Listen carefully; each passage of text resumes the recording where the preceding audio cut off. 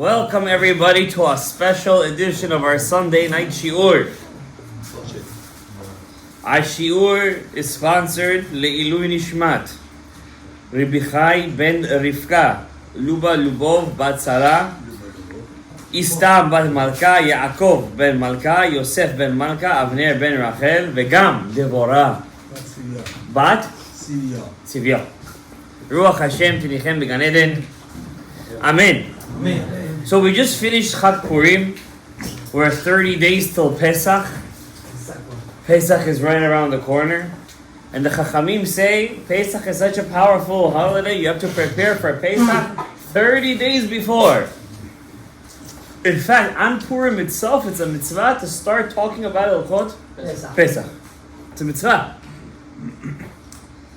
Part of talking about the mitzvot of Pesach, there's a one special mitzvah of Pesach, on Pesach, as you guys know, that we don't have this mitzvah any other holiday or time of the year.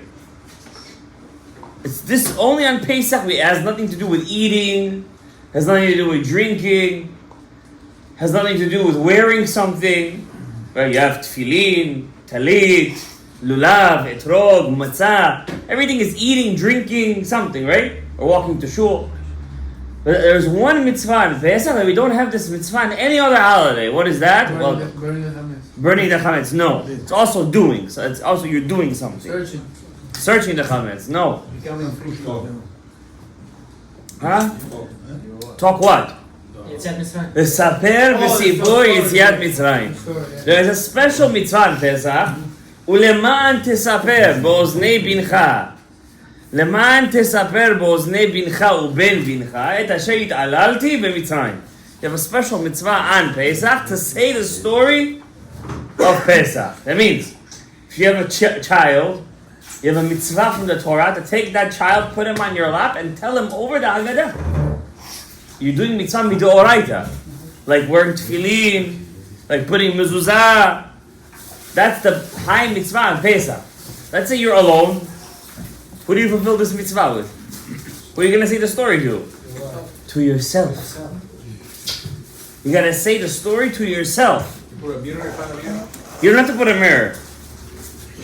As long as you hear yourself, you're saying a mitzvah, you're fulfilling the mitzvah. Now, what if a person is mute or he's deaf?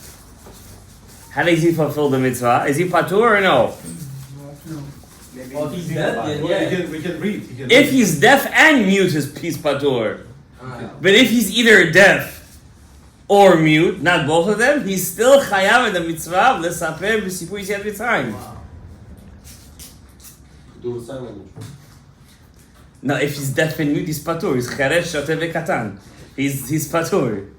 But if he could still talk, he has to say the sipur Yetziat Mitzrayim. You could even count him as a minyan.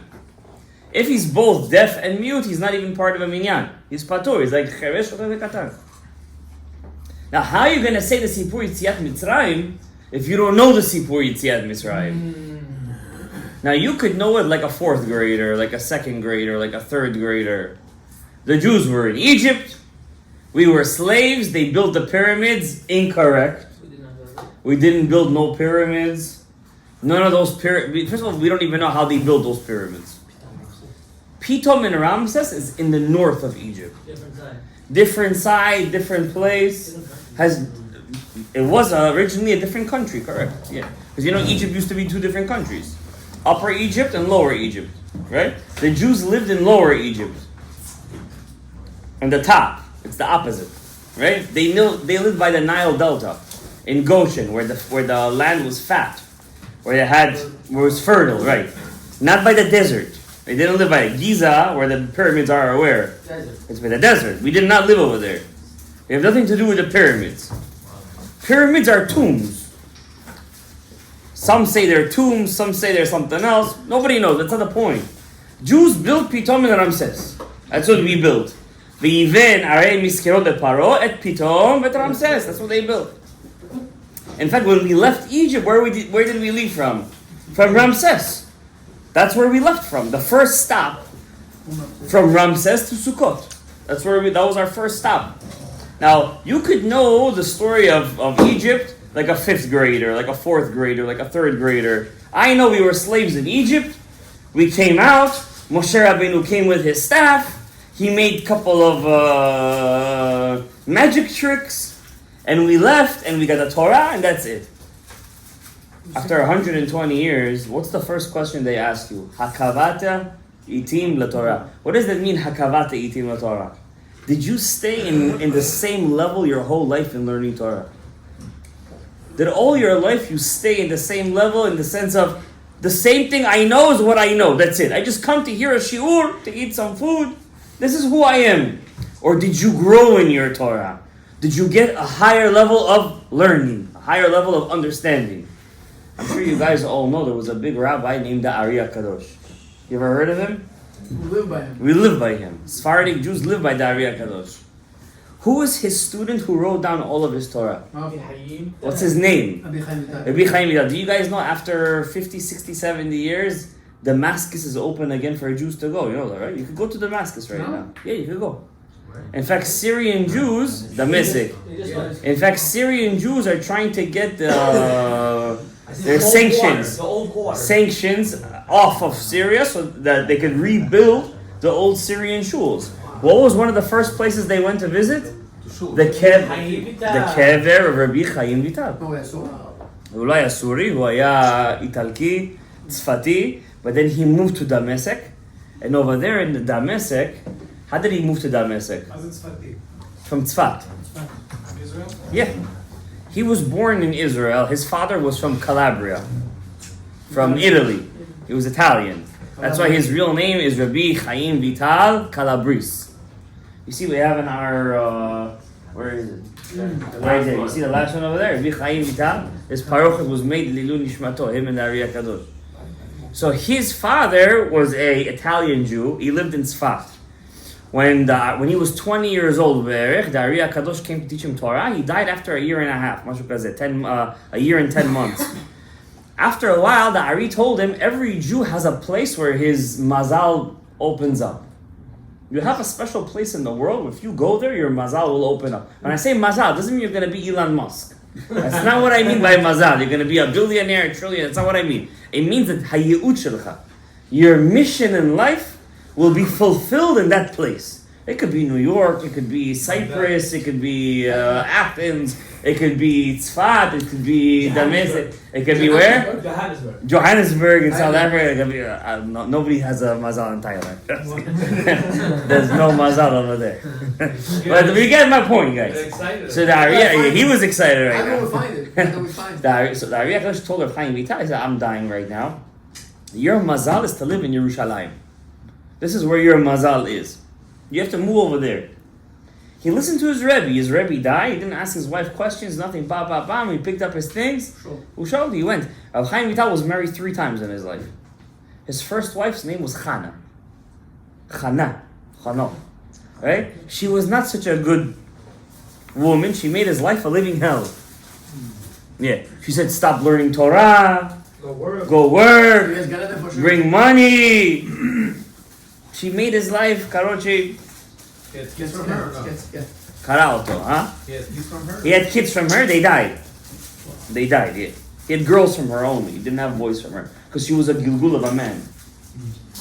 Any woman that's a gilgul of a man, says the Ari HaKadosh, could only bring girls. She can't bring boys. Yeah, so she only had girl. They died. They didn't live. Then he was married to a very rich woman. Also, it didn't work out. His third wife was like 40 years younger than him. 40? About 40 years younger than him. Her name was Jamila. Jamila, her name was. He was like 50 already. She was maybe 20 years old. Yeah, he married her. She saw in a dream that he was her Ben Zug. Of Haim Vital. She saw in the dream? She saw, yeah, she heard. They used to do this kind of, they used to see Betipot Hashem, and, they used to see in the Mistaklim B'Kafeh, So they used to do this thing in Havdalah, in the Esh. They used to look at the fire of Havdalah, and they used to see, futures and stuff like that. So one time she was looking at the Esh of Havdalah, And they say if you open up the window and hear the first thing after Havdalah, it's a sign for the whole week. So she heard, Haim HaMekubal, that's your Ben Zug. That's what they write in Sefer HaChezionot. Anyway, she ended up marrying him, and all the Torah we have is from their son, Rabbi Shmuel Vital. So if it wasn't for her, we wouldn't have had any of the Torah Ta'ari. Everything would have been gone. So it was in that zechut of that third zivug. But Rabbi Chaim Vital, his tikkun of his life was in Yerushalayim. When he was in Yerushalayim, there was a very big Arab ruler called Abu Sifin. Abu Sifin. He was from the Ottoman Empire. He said there's no water in Yerushalayim. There's no water over there. He said, so the Arabs told him there is, if you guys ever go to Jerusalem, in the Silwan, where the Arabs are, in East Yerushalayim. By the way, the real Yerushalayim is in the East, not in the West where the Jews live. Yerushalayim Tanachi is the East Yerushalayim. No, I'm talking about Mizrach Yerushalayim. That's what we call Yerushalayim Tanachi, where Ezra and Nehemiah were and everybody. Over there is mikvaot. Right? How they had those mikvaot? There was water running under Yerushalayim. It's called Mei Gichon. There was a king the Jews had called Chizkiyahu HaMelech. He shut it off. He closed that water. Now Rav Chaim Vital was a Gilgul of Chizkiyahu HaMelech. Abu Sifin was a Gilgul of Sancheriv. So he told Rav Chaim Vital, you have to open up this water. Rav Chaim Vital said that he didn't want to use Shemot HaKodesh to open up the water. He did over there Kifitzat Haderech, and he ran away to Damascus. He ran away to Damascus. The Ari came to him in a dream and he said to him, Imatai Poteh, you would open up Mei Gichon, you would have been Mashiach ben Yosef, he would have been Gog uMagog, Nigmar Kol HaSipur. You would have made the tikkun of Chizkiyahu HaMelech. He said, I'm going to go back. I'll go back and open up the water. He said, now it's too late already. Now that you know and I took away your free will, there's no point of you going back already. You have to do it with free will. For the rest of his life, Rav Chaim Vital lived in Damascus. He died over there. He lived there for 30, 40 years and he died. How old was he when he died, Rav Chaim Vital? 78. 78 years old. Now, Rav Chaim Vital had his own shul. And back then, the chief Dayan of Damascus, listen to this. Why am I saying this whole story? Just to get to this point. The chief rabbi of Damascus was a rabbi, I don't know if I should say his name, I'm going to say it. Rabbi Yaakov Abulafia. You know what it means, chief Dayan of Damascus? I'm talking about if you take 100 Rav Ovadias. Giant. I'm talking about a giant in Torah, posek, whatever you want. Sholet, Gemara, Rishonim, Poskim, Achronim, whatever you want. He was the Dayan of Damascus. Rabbi Yaakov Abulafia. He didn't like Rav Chaim Vital. He said, those Mekubalim, they're not Mekubalim, they're Mekablim? They're Mekablim, they're fake. They're just counting the money all the time. Pool, Hamish pool. Mekubal, Rav Chaim Vital. Business, everything. And he always used to make fun of him, Chas v'Shalom. The student of the Ariya Kadosh. Rav Chaim Vital didn't answer back. One day on Shabbat, a dibuk, a neshama went inside the daughter of a rabbi called Rafael Anav in Damascus. Inside, a girl, dibuk, neshama. Suddenly, from her throat was the voice of a man. Voice of a man. She started to speak like a man. It's Shabbat. And the voice is yelling, call me Chaim HaMekubal. Of Chaim Vital. Call me him. They sent a messenger of Chaim Vital's house to take out the neshama. He said, I can't come. Why? Shabbat today. Shabbat Yom Menucha. I'm not dealing with dibukim, shmibukim. Azov oti. The neshama said to Rav Chaim Vital, because you didn't come, I had a message for you from your Rebbe, the Ari. Wow. And now I'm not going to tell it to you. You had Ga'ava. You didn't want to come, I'm not going to tell it to you now. In his level, Joram, in his level. Don't judge. Just hear the story. The story goes, the whole Shabbat, The soul is speaking through the girl's mouth. She's a girl, like a little girl. She's speaking like a man. Like, you go to a mental institution and people act crazy over there, like this. But she's speaking in a different voice, but she's telling people, I know who you are. You, when you were 15, you did an avera with so-and-so married person.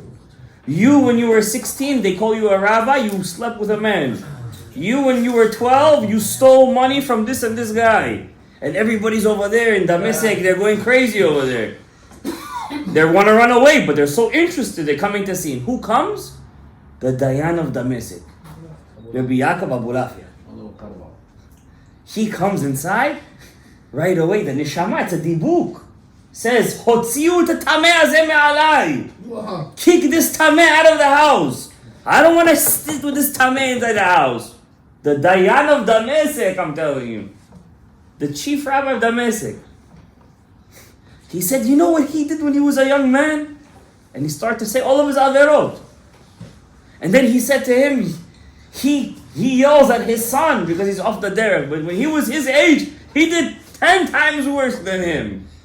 And he's embarrassing the Dayan in front of the whole house. And suddenly 2 tears came out. He was embarrassed. 2 tears came out. He started to cry. He said, "Bigdal shu chazar b'tshuva k'tzat." See, even 1 tear is considered shechazarta b'tshuva. Bigdal shechu chazar b'tshuva, bring him in. The Dayan walks in. He said, you call yourself a Talmid Chacham? Because what? You know Rishonim, Acharonim, Bet Yosef. I want to ask you a question. The dibuk is speaking from the girl's throat. Why do we celebrate Sukkot? You're not asking a regular guy over here. You're asking a person who we have shooting from him. Shalom v'tshuvot. Why do we celebrate Sukkot? כי בסוכות חושבתי את בני ישראל, והוציא אותם מארץ מצרים, אני השם אלוקיכם. Because when we left Egypt, we stayed in what? In ענני הכבוד, in Sukkot. The Neshama says to this Dayan, the chief Dayan, he said, אתה לא מתבייש? You're not ashamed? The same answer you learned when you were in 3rd grade is the same answer you're repeating to me right now.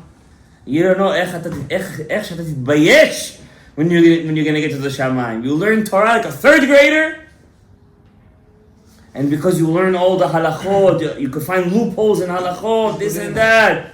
But even a regular Dvar Torah, you're repeating to me like a 3rd grader. You should have went to Rabbi Haim Vital, put your head down. Maybe you would have learned from him some divrei chokhmah, some sod. Could you imagine the shame we're going to have, Rabotai? This is a story I'm talking 400 years ago. Where is the story written, by the way? In the personal diary of Rabbi Chaim Vital. It's called Sefer HaChezionot. It's written over there, this story. And by the way, I'm telling you half the story. See that story in his book? The truth is, he wrote a story, he took out the name of the rabbi. He didn't write the name. Not to embarrass him, but the rabbi who published the book, he put it in the bottom. Only, the people, they always skip the bottom. They never read the bottom, they only read the top, right?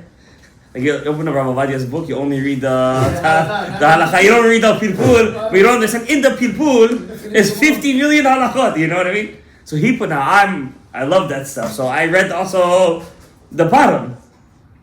And his name was in there. Today already, when they publish the book, they already write it with his name. So it's already not Lashon Hara or anything, but it's already published. It's been, people don't learn the book so much, that's true, but at the same time, look at the Busha V'Chlima. A chief rabbi, you know what he tells him? If you ever dare to open up the actual story, he writes all the averot of the Damascus people. You're going to think it's New York. So many shtuyot was going on. We're talking 400 years ago. All the Sdom Amorah was over there. En chadash tachat hashemesh. En chadash. Everything is the same, trust me. Dor holech v'dor v'haaretz le'olam omedet. The nishamot always is a recycling of nishamot. So when we come to the Sipur Yetziat Mitzrayim, when you tell your kid, what was Sipur Yetziat Mitzrayim? What was it? Ma ze haya, you know what I mean? You could tell your kid a simple story, but you yourself, don't you want to know higher, more, what was the secret of Sipur Yetziat Mitzrayim? Am I right or no?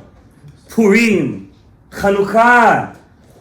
I'll give you guys a point, 1 point. We read in last week's parasha, it says over there, Vayar Aharon. Who built the Egel HaZahav? 3 times the Torah says Aharon made it. Now he didn't really make it, but he was responsible. He took the gold, Aharon HaKohen. He's going to be a Kohen. He wasn't Kohen yet.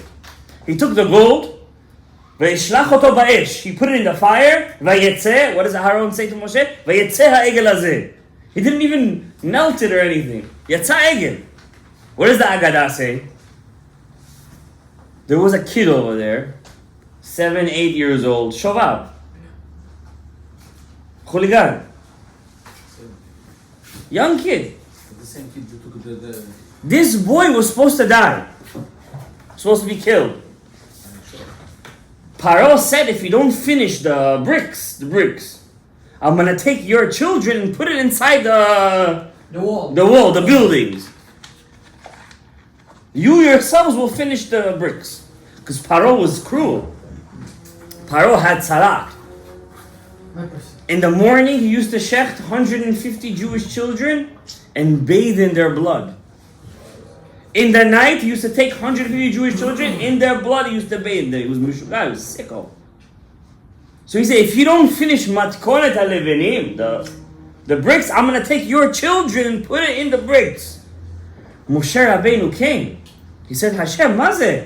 למה זה שלחתני? ומאז באתי לדבר בשמך, הראת לעם הזה. You made it worse. Hashem said, what do you want?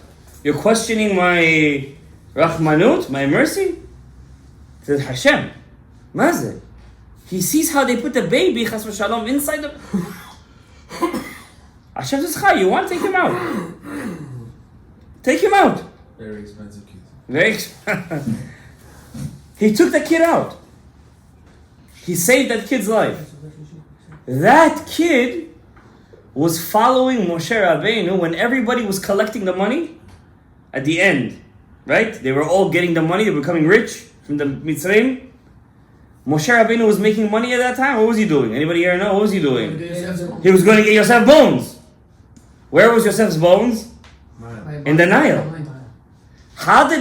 You know how big the Nile... You know the Nile, I think, is the second or the first biggest river in the world? Number one. Thousands of miles. It literally is half of Africa. How did he know where Yosef's staying? איך זה צף? ויקח עמו עם יוסף. מה, אתה עכשיו... Don't check out psukim right now. ויקח עמו עם יוסף. Serach bat Asher showed him the spot where they put him in, that's true. And then he put on a tas shel zahav. He wrote over there, according to one midrash, he wrote over there, Ale shor. What was Yosef's animal in the brown? What shor, right? He put that in, and glue, glue, glue, glue, glue. Allah. But the Ari says he was no Ale shor or anything. He put over there Shem Kadosh. Which Shem Kadosh did he put on that tas? And where in our tefillah we have that kavanah להעלות את כל הניצוצות. זה לא קראת בתוך המדרש. זה לא קראת. Give me a hint. At the end of Shemona Yisrael, every Shemona Yisrael, we all say a special pasuk.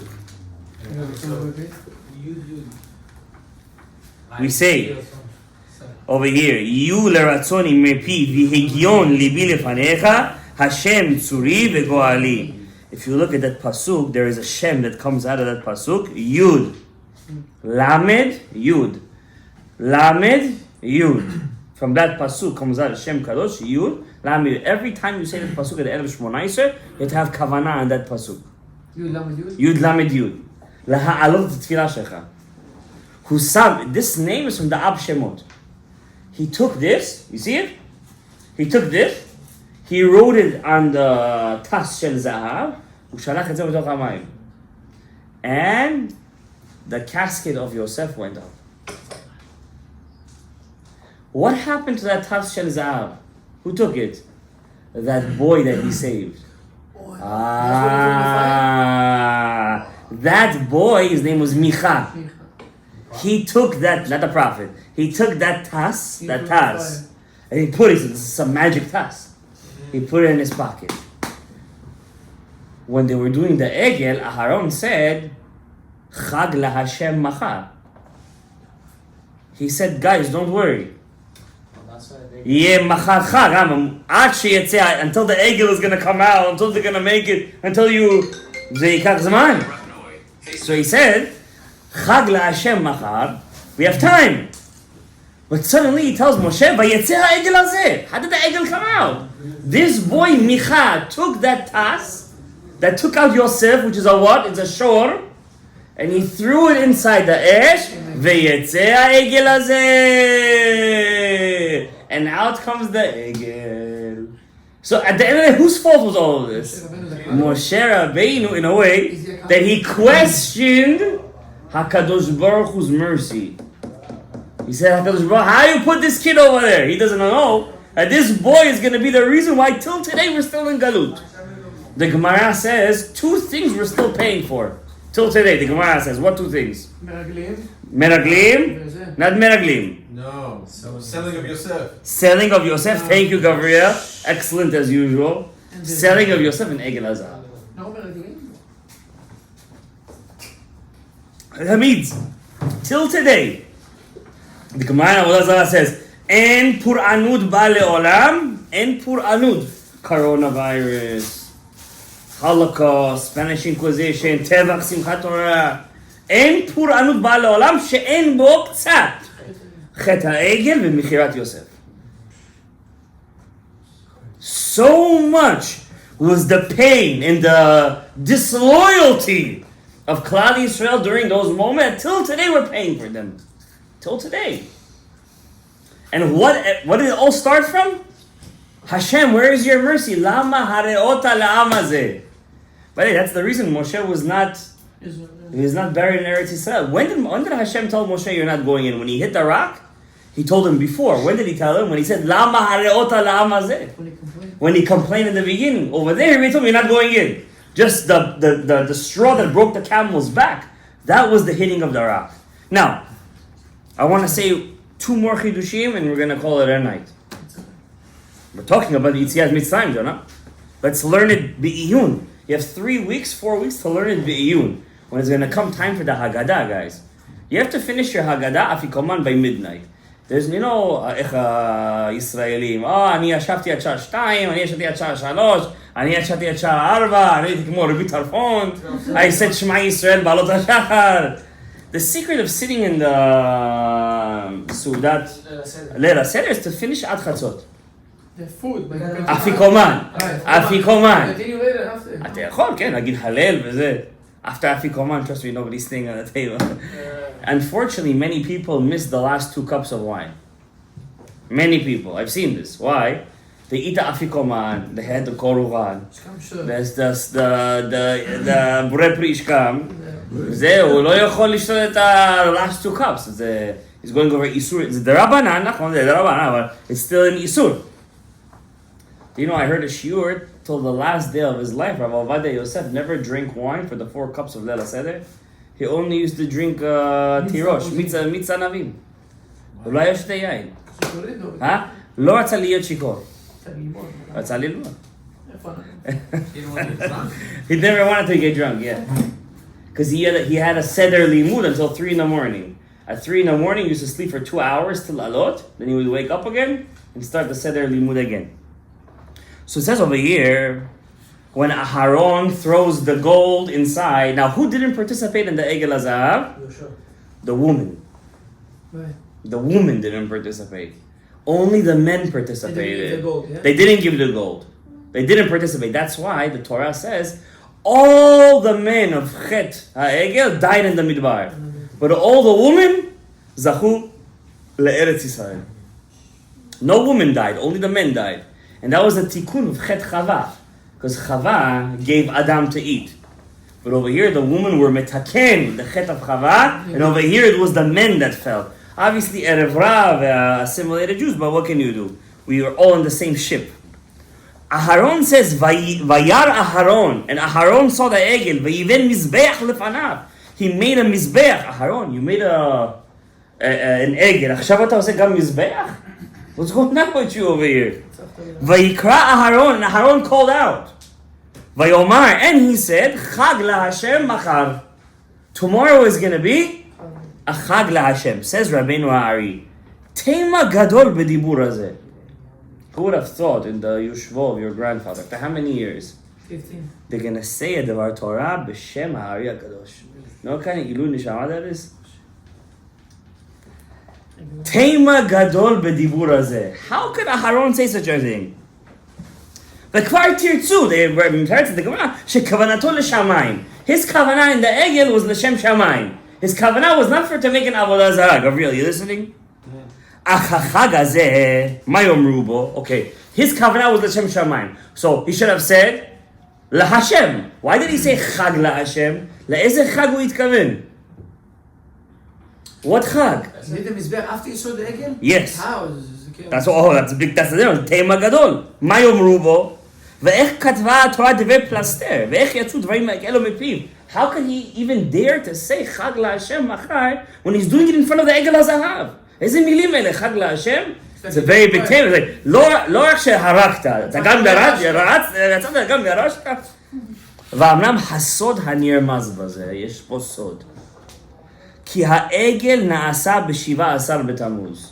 The Egel was made on the 17th of Tammuz. It's a fast day, right? The same he broke the luchot. Exactly. וב-17 בתמוז נשתברו הלוחות. And that day was the breaking of the luchot, the first luchot. ועתיד הקדוש ברוך הוא להופכו ליום טוב. In the future, Hashem will turn 17 בתמוז not only to a chag, a yom tov. ונמצא כי חג להשם מחר בעצם. It will be a חג להשם מחר, אבל לא מחר כמו מחר. מחר כשיהיה אותו יום.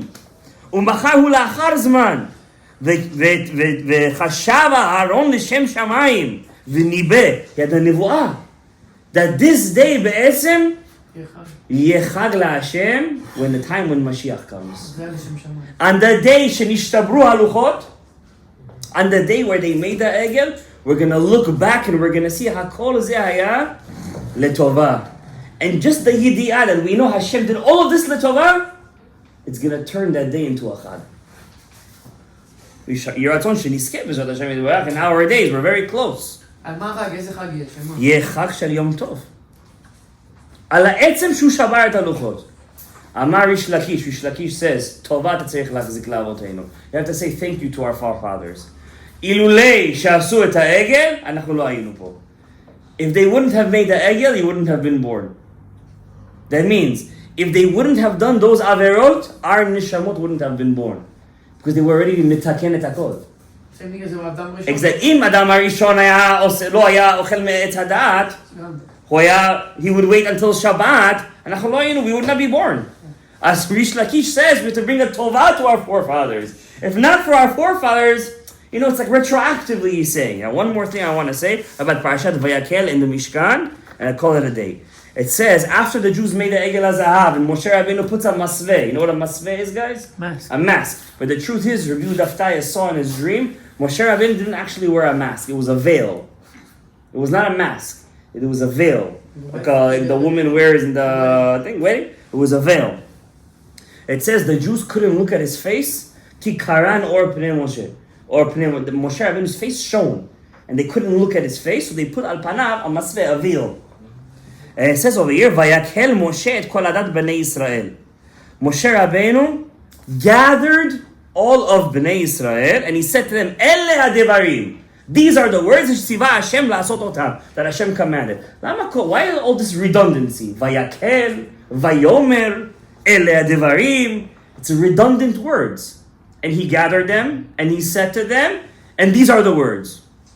All these words are, is Chozer al atzmo. Says Rabenu-Rabbi, Midah keneged midah. The Egel HaZahav caused Am Yisrael to be divided. As ma asa Moshe, Vayakel Moshe. Moshe now had to gather them together. What does it say by the Egel? Vayakilu al Aharon. They all gathered al Aharon lema, la'avara. Achshav Vayakel Moshe. Now he gathered them up. Midah keneged midah lema, lemitzvah. That's one reason. That's why we say Vayakel Moshe. Second thing, and he said to them, Ele hadevarim. Why does the pasuk say Ele hadevarim? Because the Erev Rav, what did they say to Am Yisrael? Ele Elohecha Yisrael. As midah keneged midah, he said to them, Ele hadevarim. What mitzvah does Moshe Rabbeinu give to them? First mitzvah in this week's parasha, before the Mishkan, before. It's out of place. This whole parasha talks about the Mishkan. There's one mitzvah right in the beginning. What is that? Shmirat Shabbat. Because Am Yisrael says the Ari, how are we going to be mitaken chet ha'egel? Hashem said, wait a second. So Rabbeinu Ari, he says, I'm going to give you one mitzvah, she'afilu im asita avodah zara, kedor enosh. Even if you did avodah zara, like the generation of Enosh, if you keep this mitzvah, it's mechaper afilu al avodah zara, and that's why the first mitzvah this week's parasha is what? Shemirat Shabbat. Where did Shemirat Shabbat come from? The whole parasha is talking about what? Mishkan. Where does Shabbat come in? Because they were scared. He said, Hashem, how is building a building going to be mitaken chet ha'egel? Hashem says, don't worry.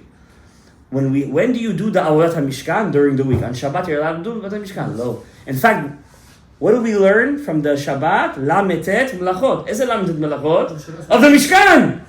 So the Mishkan is connected to Shabbat. If you build a house for Hashem, but you rest on Shabbat, Hashem says, I'm going to mechaper for you, even chet avon ha'egel. Hashem yizakeh אותנו. שנזכה בזאת השם יתברך לתקן חטא עוון העגל. שנזכה בזאת השם יתברך לתיקון ולו נשמת כל הנפטרים that we said. השם יזכנו לביאת גואל צדק, ביאת משיח צדקנו, בעניין בית המקדש. השם יזכנו להחזרת כל החטובים, וכן יעשה ונוראים. אמן. רבי חנן בן הקשיא אומר, רצה